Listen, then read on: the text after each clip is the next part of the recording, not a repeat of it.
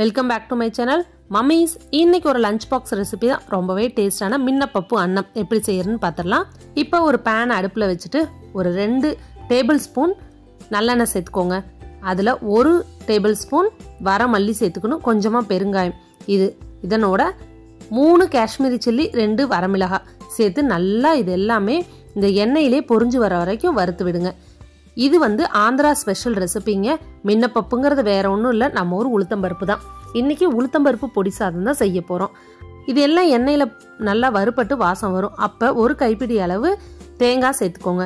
தேங்காய் துருவியும் சேர்த்துக்கலாம், இல்லை சின்ன சின்னதாக இப்படி கூட சேர்த்துக்கலாம். அதையும் நல்லா அந்த எண்ணெயில் வறுத்து விடுங்க. அதுக்கப்புறமா 1 கப்பு நிறையா உளுத்தம்பருப்பு சேர்த்துக்கோங்க. கருப்பு உளுந்து சேர்த்துனீங்கன்னா ரொம்ப நல்லதுங்க. எங்கிட்ட கருப்பு உளுந்து இல்லை, அதனால வெள்ளை உளுந்து சேர்த்துருக்கேன். இதையும் நல்லா பொன்னிறமாகற வரைக்கும் வறுத்து விட்டுட்டே இருங்க.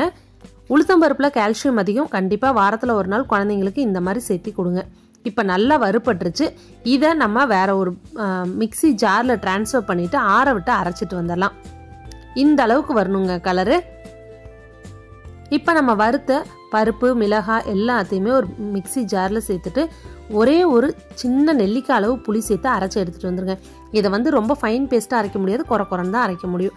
இப்போ சாப்பாடு செய்கிறதுக்கு அதே பேனில் 1 ஸ்பூன் ஆயில் சேர்த்துக்கோங்க. கீ இருந்தால் எவ்வளோ வேணாலும் சேர்த்துக்கலாம். எங்கிட்ட நெய் இல்லை, அதனால அதை மட்டும் சேர்த்துருக்கேன். கருவேப்பிலை, பச்சை மிளகாய் 2 நல்லா இந்த மாதிரி ஒரு வணக்கி விட்டுட்டு நம்ம அரைச்சி வச்சுருக்கிற பொடி எந்த அளவுக்கு தேவையோ அந்த அளவுக்கு போட்டுக்கோங்க. போட்டுட்டு இது நல்லா கிளறி விடுங்க. எண்ணெயில் நல்லா 2 தடவை கிளறி விட்டுட்டு வடித்து வச்சுருக்கிற சாப்பாட்டை இதோட சேர்த்துடணுங்க. தேவையான அளவு உப்பு போட்டுக்கோங்க. நல்லெண்ணெய் இப்போ கொஞ்சம் சீசன் ரொம்ப சில்லுன்னு இருக்குது, அதனால நல்லெண்ணெய் சேர்த்துருக்கேன். இல்லைனா நெய் தான் சேர்த்துருப்பேன். கண்டிப்பாக நெய் வேணும்னா பருப்பு வறுக்கிறப்பவும் சேர்த்துக்கலாம், அதே சமயம் சாப்பாடு தாளித்து விடுறப்பவும் சேர்த்துக்கலாம்.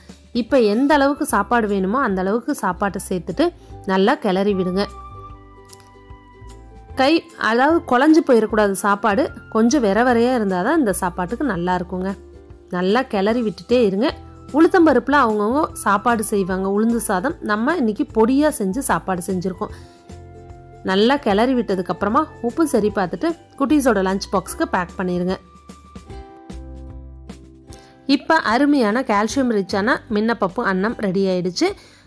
உளுந்தம்பருப்பு பொடி சாதம் ட்ரை பண்ணி பாருங்கள். இந்த ரெசிபி உங்களுக்கு யூஸ்ஃபுல்லாக இருந்தால் உங்கள் ஃப்ரெண்ட்ஸ் அண்ட் ஃபேமிலியோட ஷேர் பண்ணி விட்டுருங்க. இதே மாதிரி லஞ்ச் பாக்ஸ் ரெசிபிஸ் உங்களுக்கு வேணும்னா கண்டிப்பாக கமெண்ட் பண்ண மறந்துடாதீங்க. என்னோட சேனல் பிடிச்சிருந்தா சப்ஸ்கிரைப் பண்ணிக்கோங்க. தேங்க்ஸ் ஃபார் வாட்சிங்.